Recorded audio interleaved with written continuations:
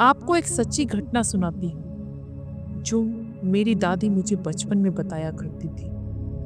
मेरी दादी की गुरनी एक तपस्विनी महिला थी।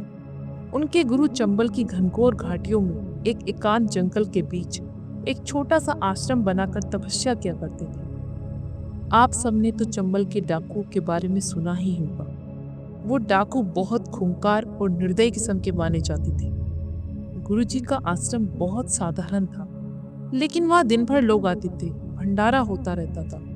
लोग श्रद्धा से भोजन, वस्त्र और अन्य सामग्री दी जाती थी, इसलिए आश्रम में बहुत सामान होता था। एक बार गांव में मेला लगा। भंडारे के बाद गुरुजी के चेले रात में मेला देखने चले गए। उसी रात गुरुजी आश्रम में अकेले थे, बिल्कुल अकेले। ठीक उसी रात कुछ डाकू आश्रम में आ घुसे। गुरुजी अपने ध्यान में लीन थे। डाकू भीतर आए और कुछ देर तक गुरुजी के सामने ही चुपचाप बैठे रहे। शायद उनकी उपस्थिति से ही कुछ ऐसा स्पंदन हो रहा था कि वो कुछ नहीं कर पाए। फिर वे रसोई घर में गए, वहां बचा हुआ भंडारे का खाना खाया, थोड़ा बहुत बिखेरा और बिना कोई हानि पहुंचाए कुछ घंटे रुककर चुपचाप चले गए। सोचिए, जिन डाकू के नाम से पूरा इलाका कांपता था, वे भी एक सच्चे तपस्वी के ध्यान को भंग करने का साहस नहीं जुटा पाए। क्योंकि ध्यान में ऐसी शक्ति होती है जो न केवल हिंसा को रोकती है, बल्कि हिंसक मन को भी पल भर के लिए शांत कर देती है।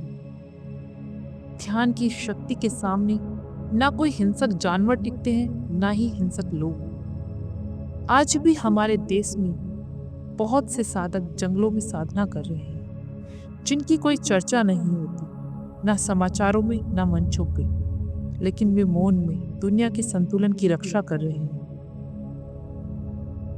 इसलिए अपने भीतर साधना की उस शक्ति को जगाओ जिसमें न हार का अहंकार है, ना ही जीत का अभिमान।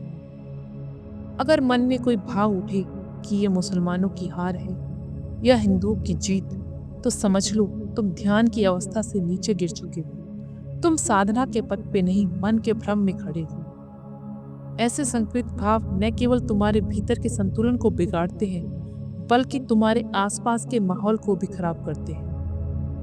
और एक बात तो तुम अच्छे से जानते हो, अंत में रहना सबको यही है, साथ में। यह धरती किसी एक की नहीं, ना ही किसी एक धर्म की है। यह उन सब की है जो प्रेम, करुणा, चेतना को अपना धर्म मानते हैं।